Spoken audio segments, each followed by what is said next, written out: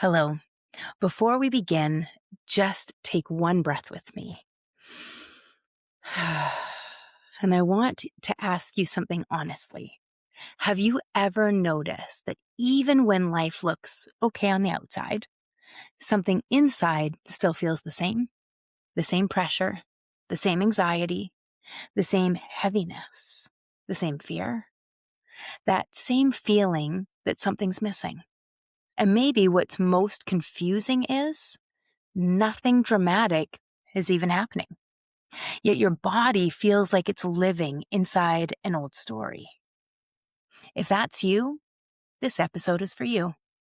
Today, we're talking about why your emotions can keep recreating your life and how to stop living from the past without needing to deny what you feel.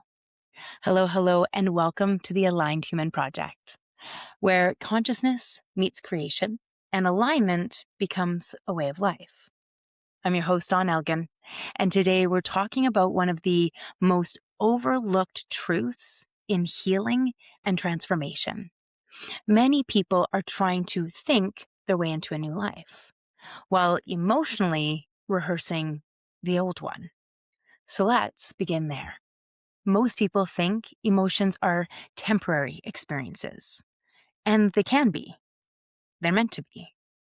But emotions that are repeated long enough start to feel like personality.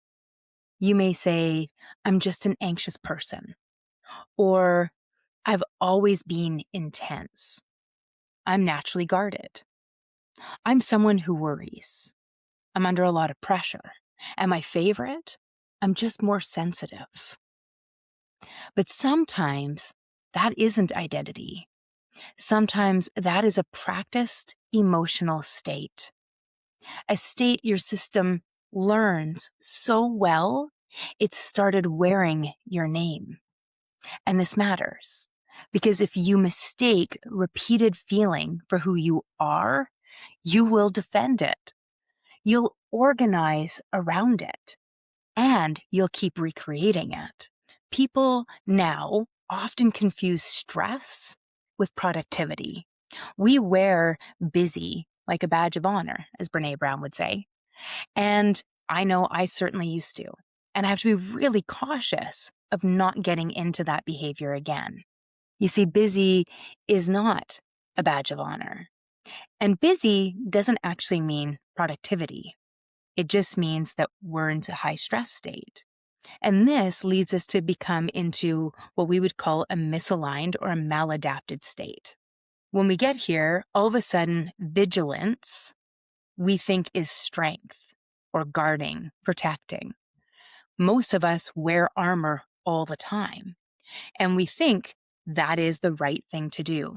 We're cheered for it. You're being resilient. And we don't think about how we have created a dysfunction around that word. Vigilance in a hyper-vigilant state is not strength. It actually becomes a weakness. It's what we see when we expect the world around us to be dangerous. And then we think we're protecting ourselves and we call that strength. And the more often that we do this, we start calling emotional survival traits our personality, such as I'm an angry person, or I'm very anxious, or I have anxiety. These become our identity instead of becoming an experience, which is the way they were designed. You see, the thing we need to remember is familiar does not equal true. Now, this is where science helps us. Neuroscience shows that repeated experiences strengthen pathways in the brain. Psychology shows that emotional learning often happens early and deeply, before the age of 8. The nervous system becomes efficient at the states it visits most often. So if you regularly live in stress, fear, resentment, shame, urgency, anger, irritation, self-doubt, you get my drift, your system becomes faster at producing those states, not because they're true, but because they're practiced. So repeated states can become traits, and then traits look like identity. So now let's talk about the pain body. I think of it simply as accumulated emotional stress, old hurt that hasn't fully moved through, old grief, old fear, old rejection, old humiliation or embarrassment, old loneliness. And then something small happens today. Maybe it's the tone of someone's voice, an email, being left, a text, a criticism, silence. And suddenly the reaction is much bigger than this moment. Why? Because the present moment touched stored history, your pain body. You're not only feeling now, you're feeling the layers of yourself. Have you ever known that you're overreacting and you cannot stop it? It's like a compulsive energy that surges and just carries you forward, like a surfer riding a wave. Or have you ever felt younger than your age in that moment? Like you're reacting from your inner child, that part of you that you never healed? This can show up in places where we least expect it. I think of triggers as a light switch. When somebody bumps it, you get upset with them. Hey, turn that off. And even maybe create boundaries around it. Suddenly you victimize yourself and they're the demon because they hit it. Well, the truth is, the switch wasn't the problem. The problem is you kept it connected to the wound. And so what we often do is we cover up this switch and we will put a little box over it or a sticky note that says, leave this on or don't touch this. Or we lock it down so nobody can. We create great contraptions around our triggers. And instead, what we need to do is become aware of the trigger, and the trigger's the path. This is what we mean by the obstacle is the way. When we become aware of a trigger, it's a way of us saying, oh, here's some accumulated pain body. And unless I want to keep misinterpreting the world around me, unless I want to keep having my perception skewed by the younger version of myself, then I need to remove the light switch. Now, the first stage, the first layer of this could look like taking the light switch off and putting a blank on. But the problem is we go deeper and deeper, which is why often we think, didn't I already deal with this? And somebody will go a little deeper. Maybe it's a person a little closer to you, had a little more trust. And what happens is much like if the wire is still in the wall and it's still live, then if you were to cut into the wall, you could still trigger that switch.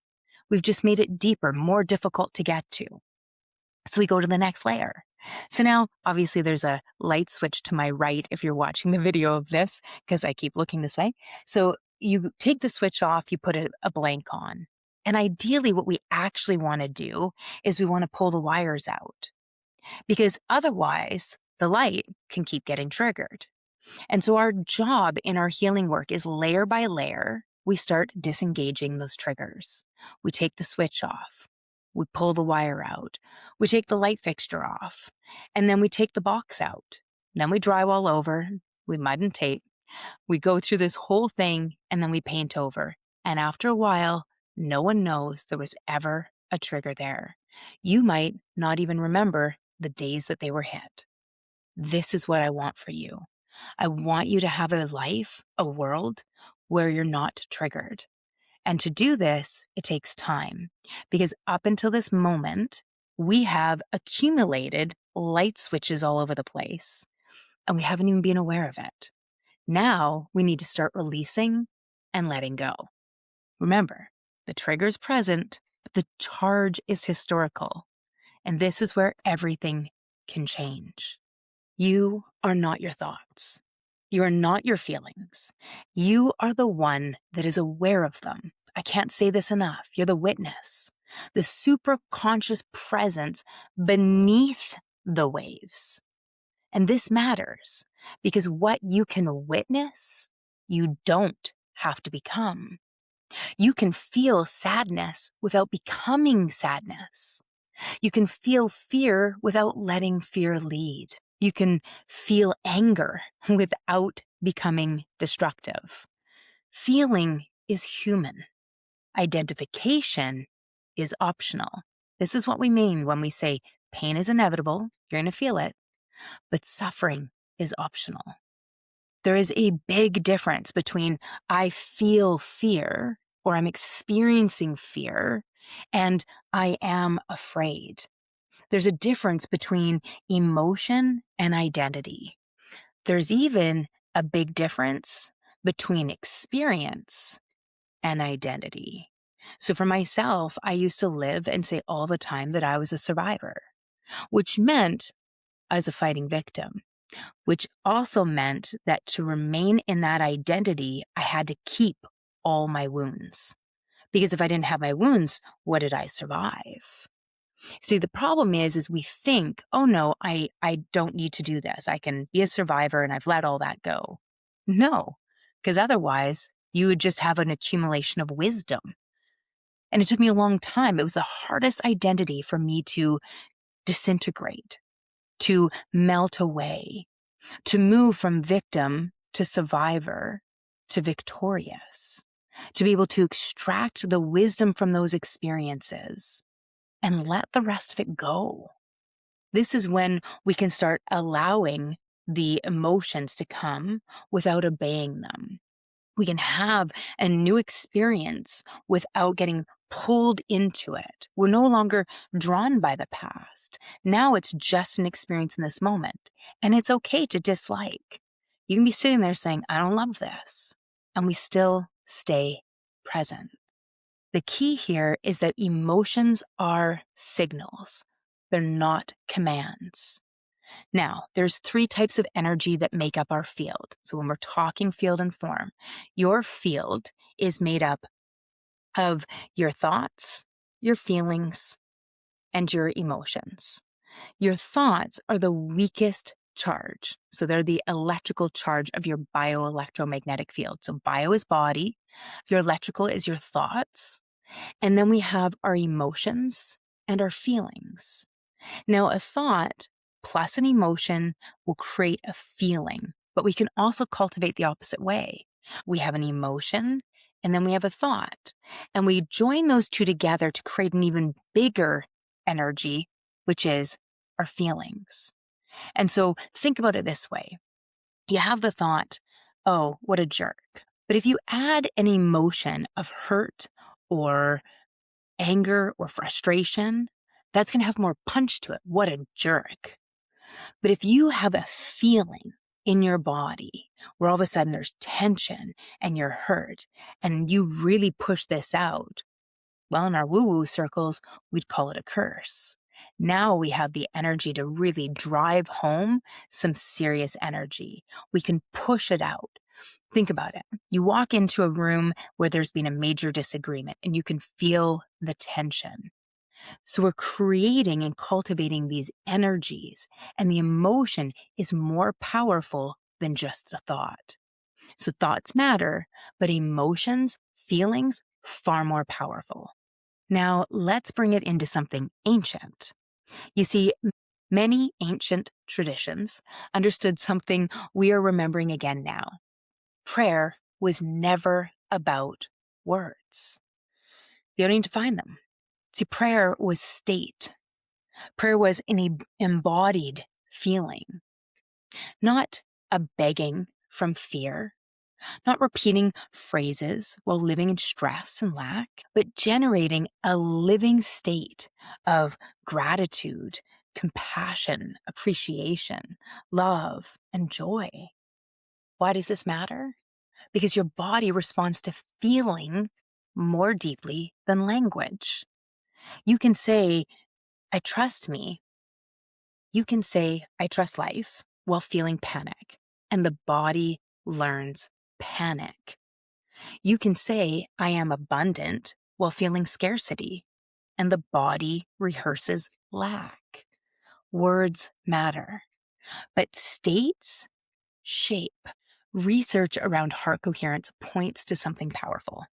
When breath, heart rhythms, and emotional states come into harmony, people often experience greater clarity, calm, resilience, and well-being, not because you forced positivity, but because coherence creates an internal order.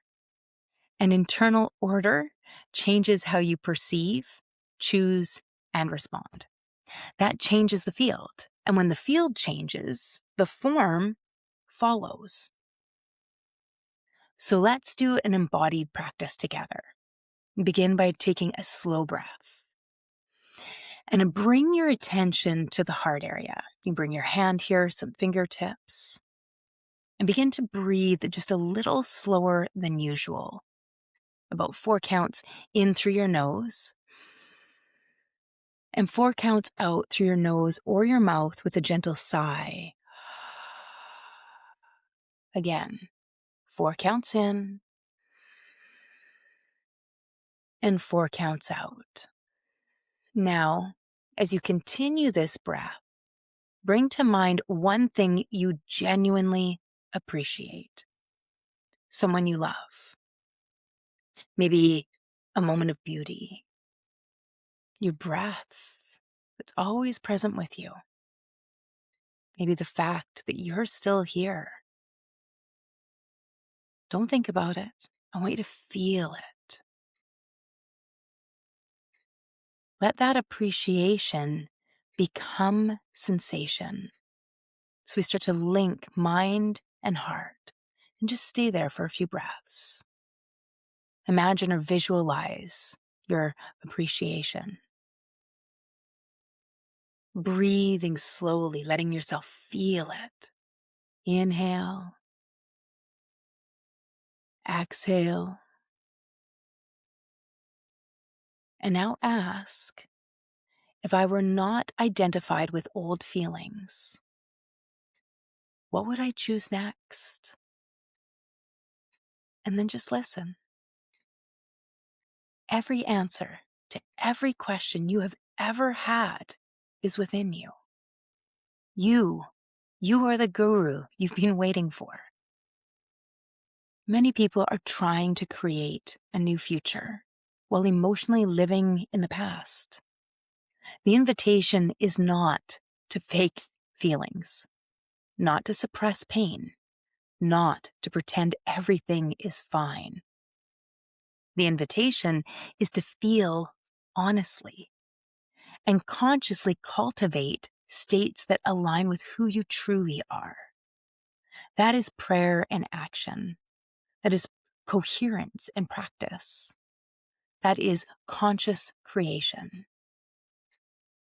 And if this resonates, this is the work we do inside Align Your Life, inside the Aligned Human Project, and inside Alignment Operating System.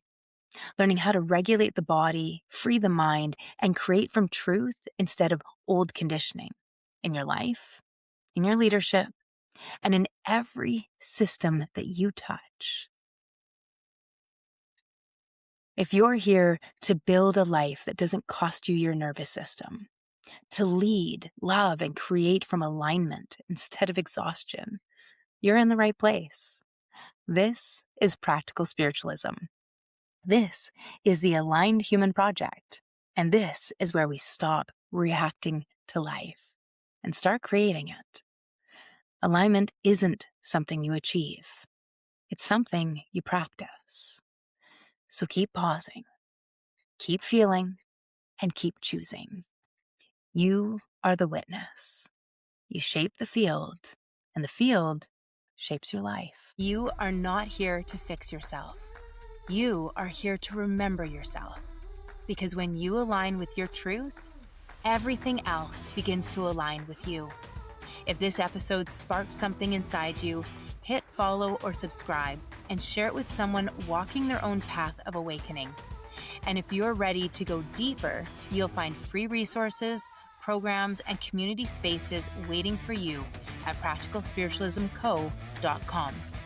Remember, alignment isn't a place you reach. It's a practice you live. So keep pausing, keep feeling, keep aligning. You are the field. You shape the form.